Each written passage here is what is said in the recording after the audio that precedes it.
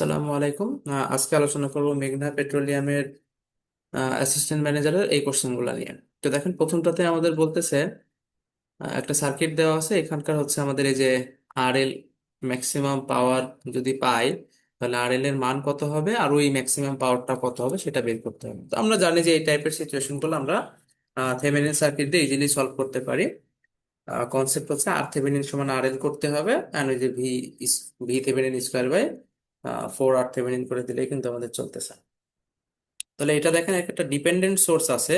তাহলে আমরা যদি আর থেভেনিন বের করতে চাই, প্রথম কথা আমাদের একটা টেস্ট সোর্স নিতে হবে, যেটা সাধারণত আমরা 1 ভোল্টেজ অথবা 1 অ্যাম্পিয়ার নিতে পারি, এবং ইন্ডিপেন্ডেন্ট সোর্সকে ডিঅ্যাক্টিভেট রাখতে হবে। তাহলে এটাকে ডিঅ্যাক্টিভেট রাখা মানে কি, শর্ট করে দিলাম।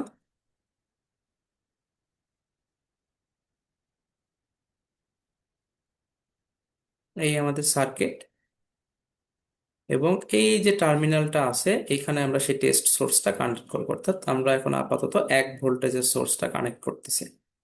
আপনি চাইলে 1 অ্যাম্পিয়ার নিতে পারেন, কোনো সমস্যা নাই।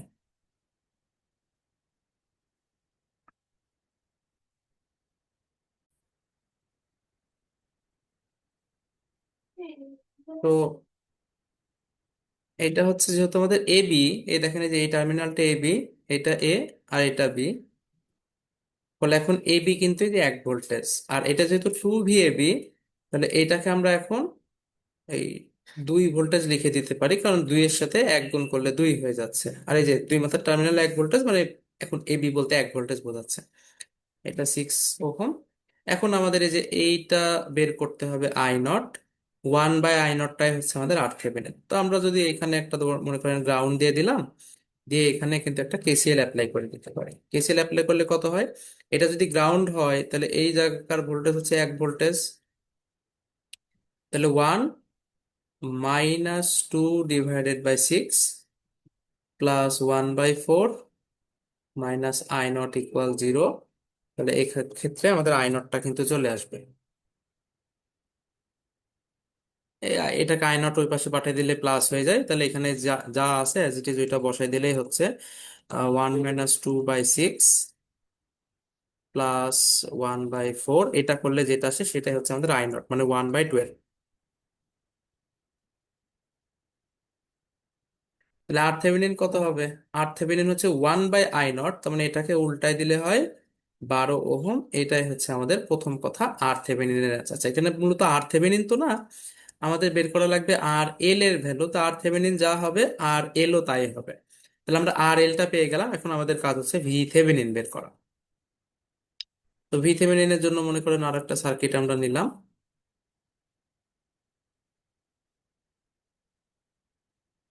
এই হচ্ছে সার্কিট, 4 ওহম। এটা কিন্তু সেই এবি, এটাকেই বলতেছি ভি এবি, এটাকেই বলতেছি ভি থেভেনিন, একই কথা। এটা হচ্ছে 2 VAB। এখানে মনে করেন আমরা একটা কারেন্ট নিয়ে নিলাম, এটা 6 ভোল্টেজ, 6 ওহম। তাহলে এইটা যদি অ্যাপ্লাই করি কত আসে দেখেন। আরেকটা জিনিস খেয়াল করেন, ভি এবি বা ভি থেভেনিন এই সার্কিটে কত, 4I। তাহলে 2 VAB সমান কত হবে? আচ্ছা, 2 VAB এর কথা বাদ দেই, আমাদের আই এর কনসেপ্টটা আসি। আই সমান তাহলে কত হবে? V Thevenin/4। তাহলে এবার আমরা কেভিএলটা অ্যাপ্লাই করে দিই। কেভিএল অ্যাপ্লাই করলে -6 + 6I, তার মানে 6 × V Thevenin/4 -2 VAB। But VAB যা কথা, ভি থেভেনিন তাই কথা। তাহলে ভি থেভেনিন লিখে ফেললাম, এই যে এটা -2 VThevenin, আর এটা কি, এই যে প্লাস মাইনাস, তাহলে +V Thevenin = 0। এটা সলভ করে দিলে কিন্তু আমাদের ভি থেভেনিনের মানটা চলে আসতেছে। তাহলে -6 + 6 × V Thevenin/4 -2x + x = 0। তাহলে এটা আসতেছে 12। তার মানে আমাদের ভি থেভেনিন হচ্ছে 12 ভোল্টেজ। তাহলে ম্যাক্সিমাম পাওয়ার কত হবে? V square by 4 × R Thevenin. তাহলে 12, 12 স্কোয়ার কাটলে উপরে থাকে 12, কাটাকাটি করলে হয় 3 ওয়াট। এটাই হচ্ছে আমাদের অ্যান্সার। সেকেন্ডটা দেখেন কি বলতেছে, two impedance of which are given Z1 Z2 are connected in parallel. আচ্ছা, এখানে আমাদের দুইটা ইম্পিডেন্স আছে যেটা প্যারালালি কানেক্টেড। এই মনে করেন একটা, এই হচ্ছে আর একটা। এদের অ্যাক্রসে ভোল্টেজ দেওয়া আছে হচ্ছে 220 ভোল্টেজ। আমরা ধরে নিলাম এটা 0 ডিগ্রি এবং সেটা কিন্তু বলে দিছে RMS। তাহলে আমাদের হিসাবটা একটু সুবিধা হলো। এটা Z1, এটা Z2। কোশ্চেন বলতেছে parallelly connected, find the total current delivered by the source and the power delivered by the source. তাহলে টোটাল কারেন্ট হচ্ছে এই যে আইটা, আই সমান কত হবে? অবশ্যই V/Z1 প্লাস V/Z2। এই কারেন্ট আর এই কারেন্ট যোগ করলে তো টোটাল কারেন্টটা পাওয়া যাবে। ভি বলতে এই যে 220 ভোল্টেজ বুঝতেছে। তাহলে প্রথমে আমরা কমপ্লেক্স মোড বানাই নিলাম। 220 ডিভাইডেড বাই Z1 মানে হচ্ছে 8 - 6I plus 220 divided by 3 + 4I। তাহলে কত? 49.19 - 26.565।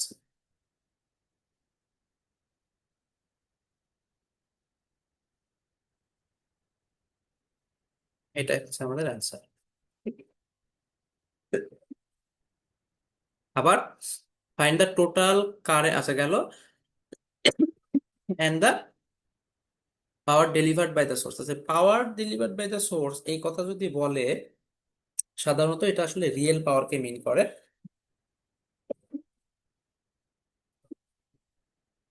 তবে হুম, আপনার যদি স্পেসিফিক ওই রকম না বলে এবং আপনি যদি চান যে স্পেসিফিক মেনশন করে দিবেন, তাহলে আলাদা আলাদা লিখে দিবেন যে আপনি রিয়েল পাওয়ার দেখাচ্ছেন নাকি রিয়েক্টিভ পাওয়ার দেখাচ্ছেন নাকি কমপ্লেক্স পাওয়ার দেখাচ্ছেন। তো সোর্সের ডেলিভার্ড পাওয়ার কত? VI conjugate.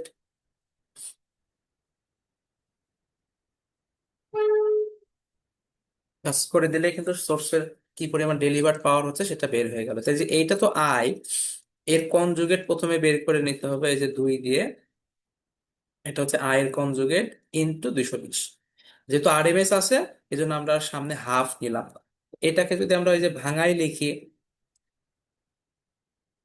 9680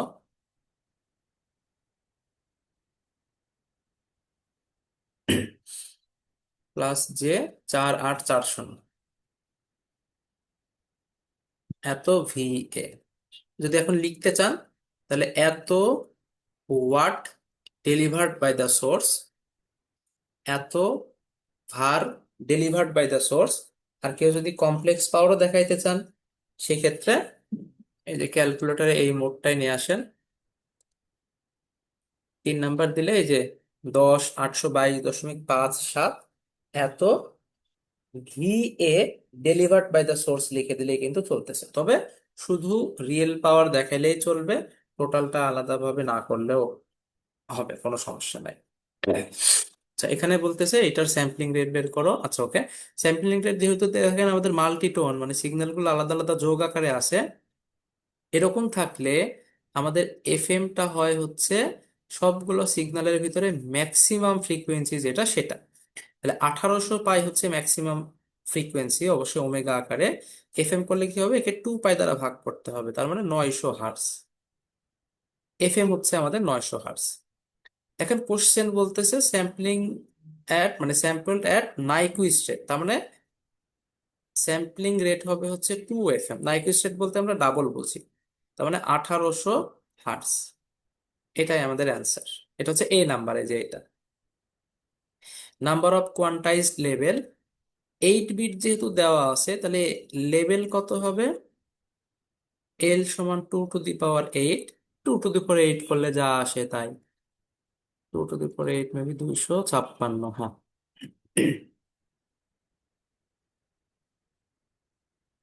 এটা হচ্ছে আমাদের অ্যান্সার। তারপরটা বলতেছে স্টেপ সাইজ কত। এখন দেখেন স্টেপ সাইজ আমরা জানি ডেল্টা সমান 2 MP/L। নর্মাল হিসাব। এমপি বলতে যে সিগন্যালটা আছে, সিগন্যালের পিক ভ্যালু বা ম্যাক্সিমাম ভ্যালু বোঝায়। তো এখানে সিগন্যাল তো একটা না, সিগন্যাল দুইটা। তাহলে দুইটা সিগন্যাল যদি থাকে, এদের ম্যাক্সিমাম ভ্যালু কিভাবে বের হবে? এখন দেখেন দুইটাই কজ, দুইটাই যদি কজ হয়, এইটা এবং এই সিগন্যাল দুইজনই একই সাথে পিক ভ্যালু পাচ্ছে কখন? যখন টি এর মান জিরো। যখন টি এর মান জিরো তখন এটাও ম্যাক্সিমাম, যখন টি এর মান জিরো তখন এটাও ম্যাক্সিমাম। তার মানে দুইটা সিগন্যাল এট এ টাইম ম্যাক্সিমাম পাচ্ছে। তাহলে অবশ্যই ওইটাই হচ্ছে আমাদের সিগন্যালের ম্যাক্সিমাম ভ্যালু, কারণ এর থেকে বেশি ভ্যালু আর পাওয়া সম্ভব না। এটা করতেছি কখন? যখন দুইটাই কজ। র্যান্ডম যদি হয়ে যেত, তখন কিন্তু আমাকে ওই যে সেই ইন্টারমিডিয়েটের মতো ম্যাক্সিমাম মিনিমা বের করার যে সূত্রটা আমরা শিখছিলাম, ডিফারেন্সিয়েট করে কন্ডিশন অ্যাপ্লাই করে করে ওইটা করা লাগতো। বাট এইখানে আসলে আমাদের অত বেশি র্যান্ডম সিগন্যাল আসলে না মনে রাখলেও চলবে। আমি আপনাদের সাজেস্ট করব যে দুইটাই কজ, দুইটাই সাইন, অথবা একটা সাইন একটা কজ, এরকম করলেই চলবে। সেম ফ্রিকোয়েন্সির জন্য, অর্থাৎ মনে করেন এটা কজ আর এটা সাইন, বাট ফ্রিকোয়েন্সি সেম, এটাও 665 এটাও 665, এরকম সিচুয়েশনে ম্যাক্সিমাম ভ্যালু হয় হচ্ছে সাইনের স্কোয়ার, মানে সাইনের অ্যাম্পলিটিউডের স্কোয়ার প্লাস কজের অ্যাম্পলিটিউডের স্কোয়ার। এটা একটু মনে রাখতে পারেন, আর বাকিগুলো ওই যে আপনাকে ওই ডিফারেন্সিয়েশন করে করতে হবে।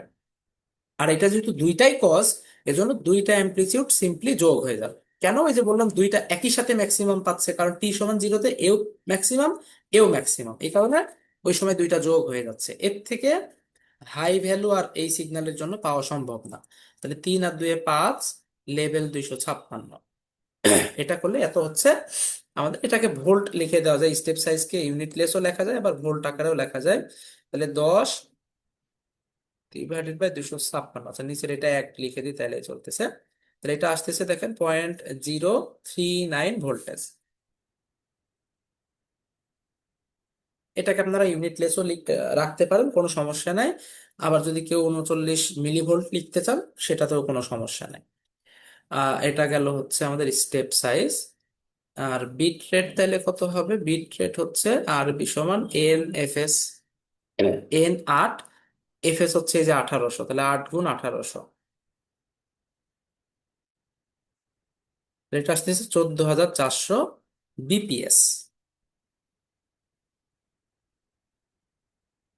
এন্ড যদি কেবিপিএস কেউ লিখতে চান, তাহলে এই যে এখানে একটা দশমিক বসাই দিলে হয়ে যাচ্ছে 14.4 কেবিপিএস। তো লিখলেও চলবে, না লিখলেও চলবে, কোনো সমস্যা নাই। আচ্ছা, এটা পরে আসি, এটা করি। Design and op amp integrator circuit using, আচ্ছা অপ-অ্যাম্প ইন্টিগ্রেটর সার্কিট ডিজাইন করতে বলতেছে, তো আমরা অপ-অ্যাম্প ইন্টিগ্রেটর সার্কিটের আঁকাই ফেলি, আমরা যেহেতু কমন এটা জানি।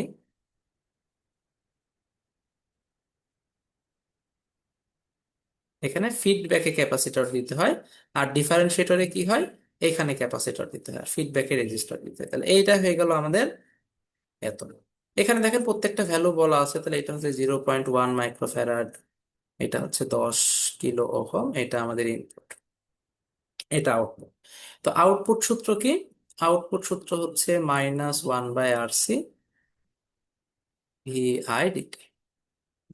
এটা করলে কত আসে? -1/RC যদি করেন, -1 ডিভাইডেড বাই আর হচ্ছে 10,000, ইন্টু সি হচ্ছে 0.1 ইন্টু 10⁻⁻6, এটা হচ্ছে 1,000।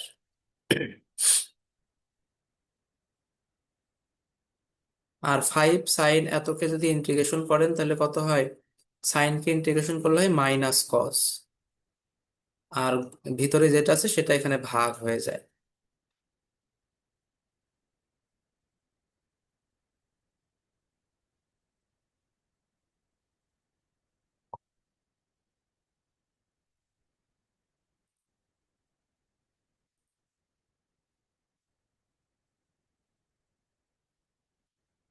আর এই মাইনাস মাইনাসে কি হয়ে যাবে? মাইনাস মাইনাসে প্লাস হয়ে যাবে, তাহলে থাকতেছে 50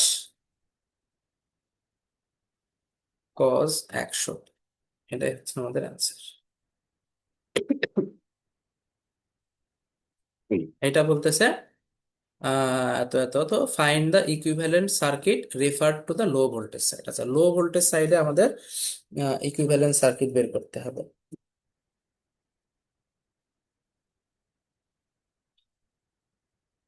সার্কিটটা আমি আঁকাইনি, ভ্যালু এদিকে বের করতেছি।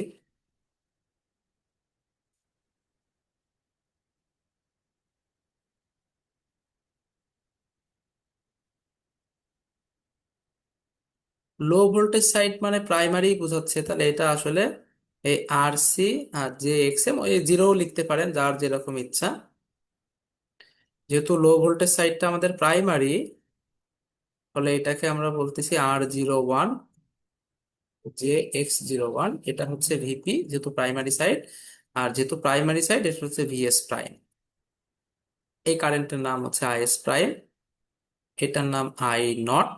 এগুলোর মান বের করার দরকার নেই, জাস্ট আমি শো করে দেখাই দিলাম। তো ওপেন সার্কিট টেস্ট থেকে এটার ভ্যালু পাওয়া যায়, শর্ট সার্কিট টেস্ট থেকে এটার ভ্যালু পাওয়া যায়।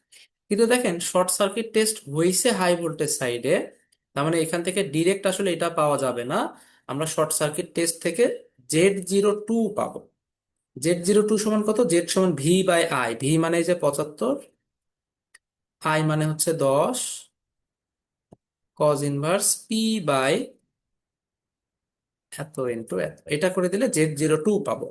বাট আমাদের তো লাগবে Z01, তাহলে Z01 কত হবে? এইখান থেকে দেখেন, দেখতে পাচ্ছি যে আমাদের রেশিও হচ্ছে 2, কারণ 400/200 করলে হয় 2। আর এটা যেহেতু লো সাইডে আনতে হবে, তাহলে এই ইম্পিডেন্সকে রেশিওর স্কোয়ার দ্বারা ভাগ করে দিতে হবে, কারণ এই যে এর রেশিও হচ্ছে 2, ওর স্কোয়ার করলে হয় 4, তাহলে 4 দ্বারা ভাগ করে দিলে ইম্পিডেন্স কমে যাবে। আমাদের উদ্দেশ্য তো ইম্পিডেন্স কমানো। তাহলে Z02/4 করে দিলে আমরা পেয়ে যাব Z01। আমি একবারে করে দিচ্ছি, এখানে মান আপনারা বসায় নেবেন। যেহেতু জায়গা শর্ট, আমি শর্টে শর্টেই করতেছি। তাহলে 75/10 অ্যাঙ্গেল কজ ইনভার্স 8/750।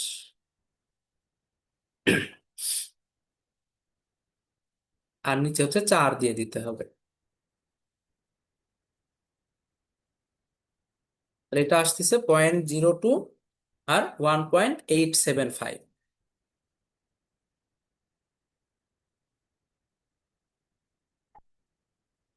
তাহলে যে এইটা এখানে বসাই দিবেন, এইটা এখানে বসাই দিবেন, এটা আমি আর লিখতেছি না, আপনারা বসাই নেবেন।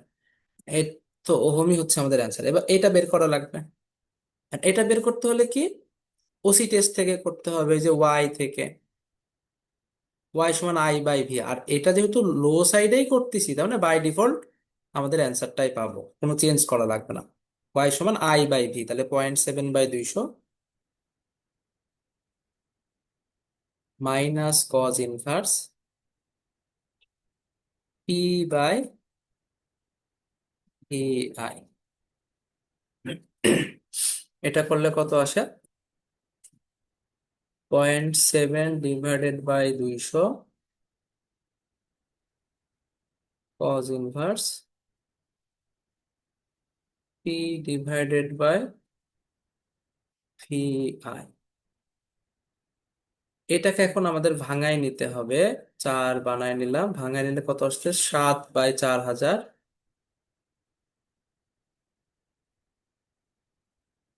মাইনাস জে 3.031 10⁻³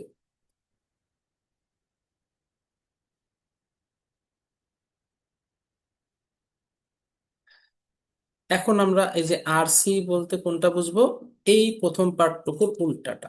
তাহলে উল্টা মানে 4000/7 করে দিলে যা আসে। তাহলে এটার ভ্যালু আসতেছে 571.43। এটা এখানে লিখে দিবেন।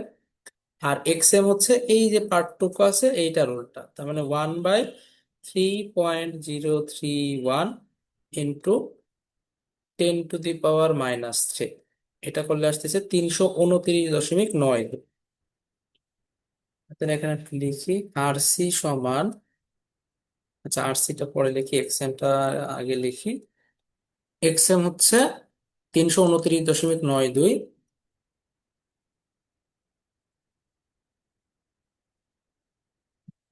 এই সাথে যে এখানে যখন বসাবেন যে এটা বসাই দিবেন। আর আর সি হচ্ছে 571.43, এখানে যখন দিবেন বসাই দিবেন। তো এটাই হচ্ছে মোটামুটি আমাদের অ্যান্সার।